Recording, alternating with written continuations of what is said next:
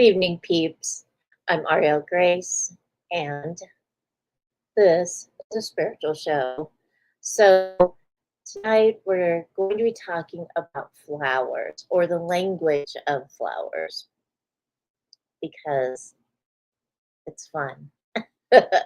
And so, we're going to talk about that. But first, if you haven't signed up for my newsletter, go check out my website at aurielgrace.net and sign up for the newsletter. It goes out once a month at the beginning of the month.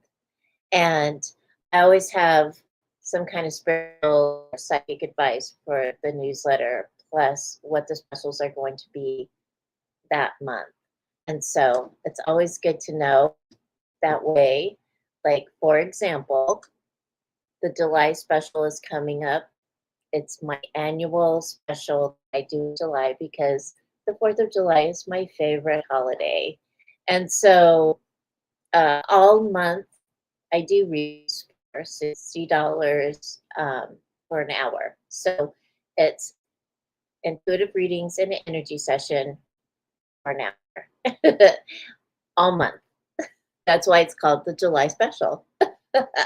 Okay, so and then there's going to be some other specials like the Kindle books that go on sale and whatnot, or if I'm going to be somewhere. So, up my newsletter, okay? Let me see. I am looking at, okay, so this series, the Lucy Prophet series, is going to be on sale from 6/18 to 6/22. It is a series. The whole series will be on sale because Lucy Prophet, this is the month of her wedding anniversary. And I always do this July. And it's a great series. And I would really love it if you download the series and if you read it, please leave a review. It really helps, like, push that out into Amazon wilderness so that people will see the books. Okay, there are also audiobooks too. I've had some people ask me about audiobooks. So they are on Audible as well. All right. Okay, so I'm gonna pull this down and then we're gonna talk about choreography for a second. Okay, so during the Victorian era or the Industrial Revolution, so it was either in England, the Victorian era, or the Industrial Revolution here in the United States or all over the world, actually, which was from 1837 to 1901. Okay, this time period really transformed the world. Like, so many things were happening. There were discoveries in Egypt. There was Darwin. We had so many authors come up from the Victorian age. Art, culture, nature. The Victorians loved nature. They did. And they liked to put it everywhere. So if you walked into a Victorian, you would see stained glass windows with flowers or insects on them. You would probably see like copies of flowers, painted flowers, embroidered flowers, butterflies, things like that in the home because they wanted to bring nature into their homes. And a lot of times, if you were going into a wealthy household, there were flowers, fresh flowers cut everywhere. And so they really loved it. They created parks and they created their yards or their their yards would be landscaped and it would be really beautiful. And that's how they really focused on to like transforming nature, molding it to what they thought was natural. Okay, so from the Victorians, actually, floriography has been around for a long time, and it is the language of flowers. but the Victorians really took it to the next level, okay? Because they they they were so weird. Victorians were weird, but they were they were all about like discovery and discoverers. But when it came to relationships and courtship and stuff, they were very prudish. And so a lot of times when two people were dating, they couldn't really talk to each other. They There was always somebody in the room. They couldn't ask each other like what they liked and things like that. Some questions were bad. Okay. So what would happen is they would send flowers, and each flower had a message. And each message was given out. They were like, um, they they would read the bouquets. So one of the things that they would like to do is people would say, "Oh, I got a bouquet the other day and it had this, this, and that." And so they would read the message within the flowers of the scent trying to send them. And so tonight we're going to be talking about honeysuckle, roses, and rock roses because those are the flowers for June. And we are going to be using the Bach Flower Remedy Therapy, and we're also going to be using the Floriography book. This is a beautiful book, by the way. It's on Amazon. I think it's still on sale. It is, oh my God, like, check it out.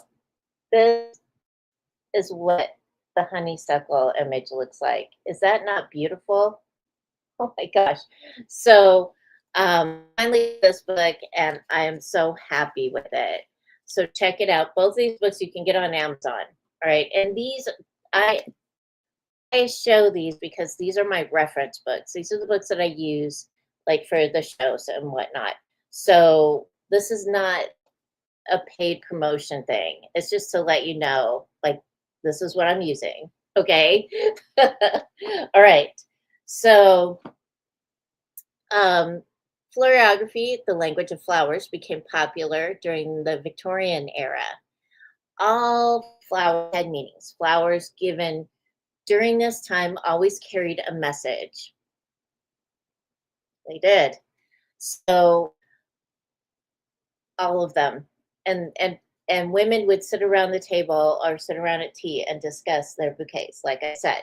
So uh, and they would decipher, and floriography has become popular again, which I'm grateful for because like it is fun to look at the flowers and see like which ones we are attracted to, which ones we really like, and maybe looking at the meanings of those because everybody's always trying to figure out parts of themselves, or what that secret thing is about themselves. And so think about the flowers that you really like. What flowers do you really like? And then you can learn about that flower and maybe learn something about yourself. And you can learn that through the admiration of beauty and nature. So that's why I encourage this. All right. So this is the honeysuckle. So here we go. That right there. Isn't it pretty? Okay. So honeysuckles are a vigorous, fragrant climber, and they do smell good. Oh my gosh, there's honeysuckle um, plants down in downtown Greensboro, and it's like, well, it smells good down there because of all the different flowers. You can really smell them, and they're usually found in woodlands on the edges of the forest and on the heath. The petals. So sometimes they go from yellow to reddish on the outside to white on the inside. They turn yellow during pollination.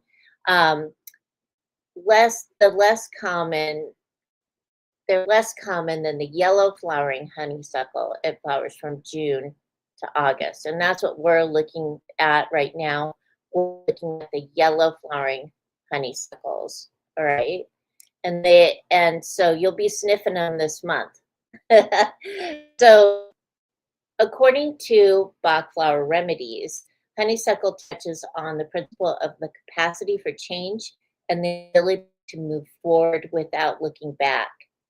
We do not want to be like Lot's wife in the Bible, being warned not to look back, keep her eyes forward. But she glanced back and she turned into a pillar of salt, right? So we don't want to be like that. We want to keep moving forward. Take those lessons, boom, that we've learned and move forward and let the past go. Let it, you're done. Okay. So here's a really cool drawing.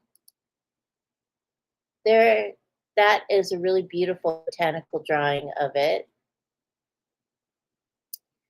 So Bach wrote that this is the remedy to remove from mind the regrets and sorrows of the past, to counteract all influences, all wishes and desires of the past, and to bring us back to the present.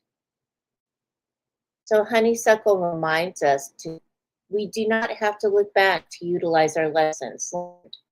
Honeysuckle reminds us to be present, listen to our spirit guides and angels, guidance. All right, so be present. According to Victorians, and I thought this was hilarious, according to the Victorian Floriography, giving honeysuckle plants or flowers is a show of a devotion and affection. So if you give the plants or a bouquet of flowers that are honeysuckle, it's a show of devotion and affection. So if you really like somebody and you're trying to court somebody, you're going to want to give them some honeysuckle flowers. So sleeping with honeysuckle flowers under your pillow will bring dreams of your true love. Yep. This belief came from the character in Shakespeare Midsummer Night's Dream. It was Tatiana, the queen of the fairies, and she said, sleep and I will wind thee in my arms. So doth the woodbine the sweet honeysuckle. And so that's what she's talking about. And this is, some people say that's where the Victorians got the idea of that. So during the Victorian era, there were strict social customs dictated that young women were not permitted to bring the flowers into their homes. It was heavily believed that the plant's sweet, enticing scent would cause them to have suggestive or overly passionate dreams. Oh my God. So if you do not want suggestive or overly powerful dreams, don't put honeysuckle in your bedroom or sleep with it under your pillow. Okay. All right. So I just thought that was hilarious. But that's how the Victorians were. They were very strict about courtship. So this is a rose. A rose is a rose, right?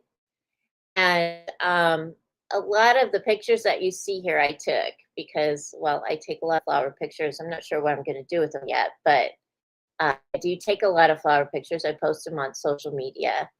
And because I love flowers. And this is why I speak about floriography at least once or twice a year to encourage you all also to love flowers and check that out.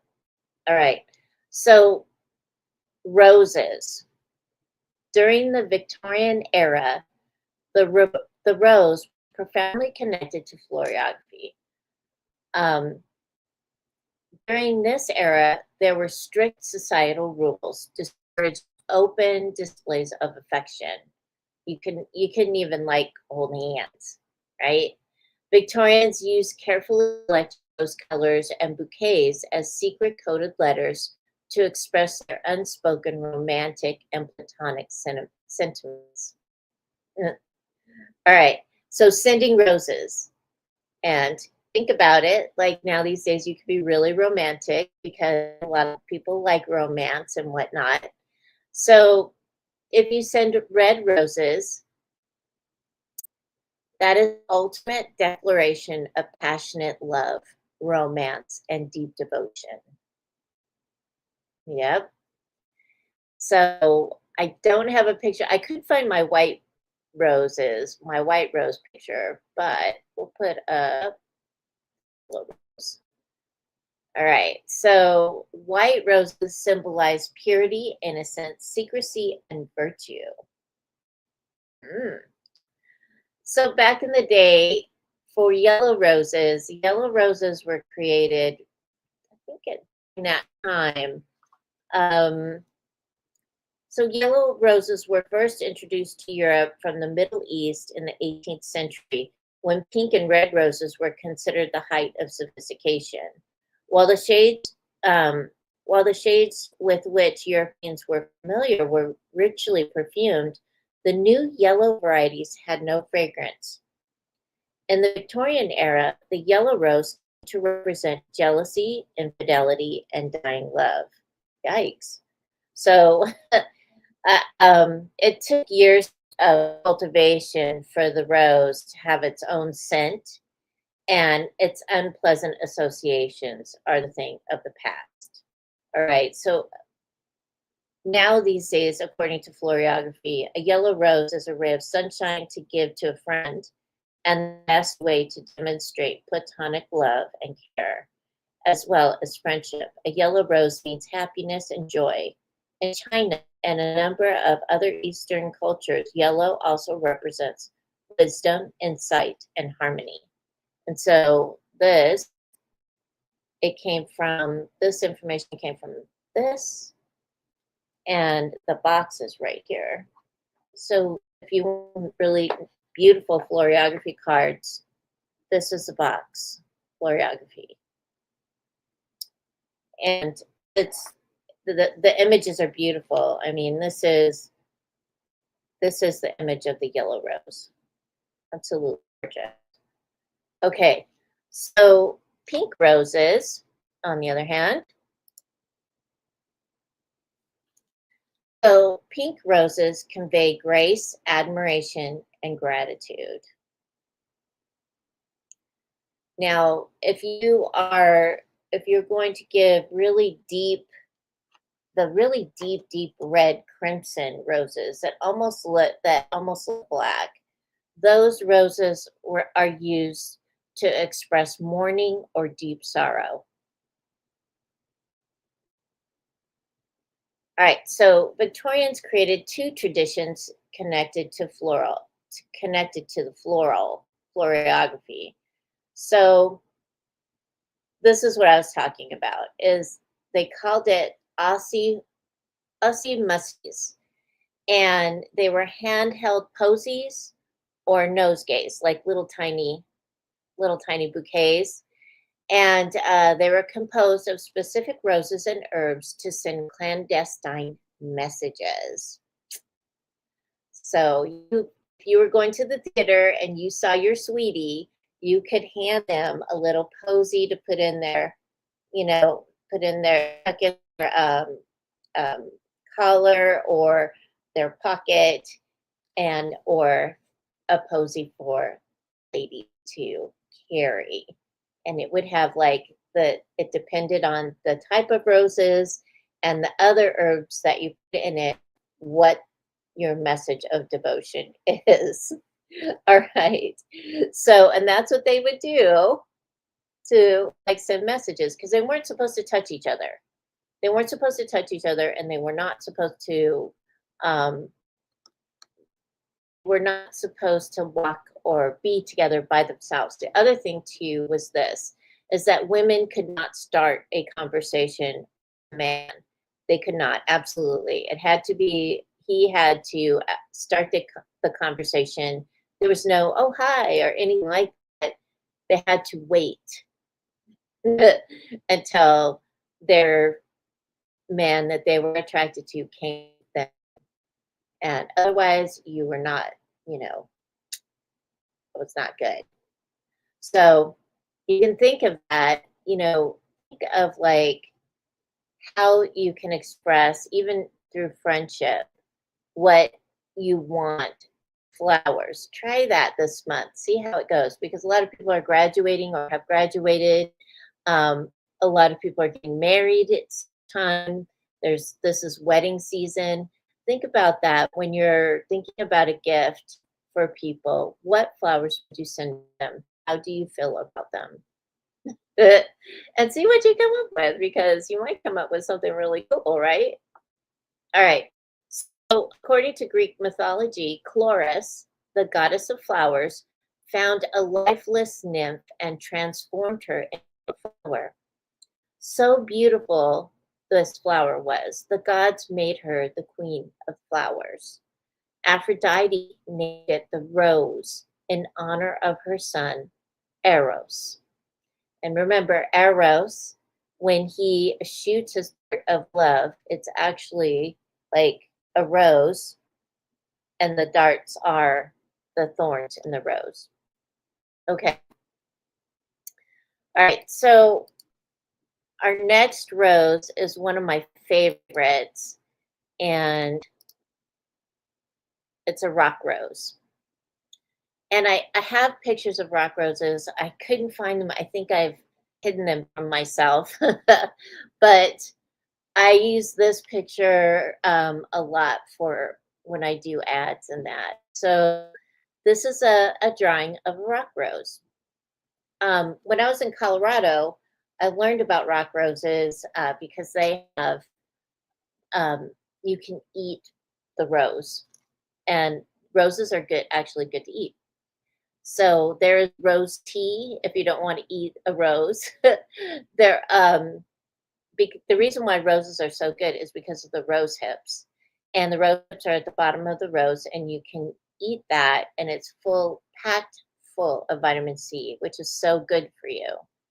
And we used to go along the rose bushes, the wild rose bushes, the rock rose bushes, and pick uh, pick the rose hips and eat them. Uh, don't eat too many of them; you might get a tummy ache. But you can take them home and eat them. Really for you. So rock roses grow in a lot of different places. According to Victorian, if you sent rock roses to someone, the message symbolized favor and being cherished for who you are. Rock roses, they're paper thin. Their petals are very thin, and they thrive in extreme heat, drought, and poor quality soils. Rock roses represent resilience and adaptability. Okay, so the Bach flower remedy is something. Bach flowers remedies have helped a lot of people, and I used to use Rescue Remedy all the time.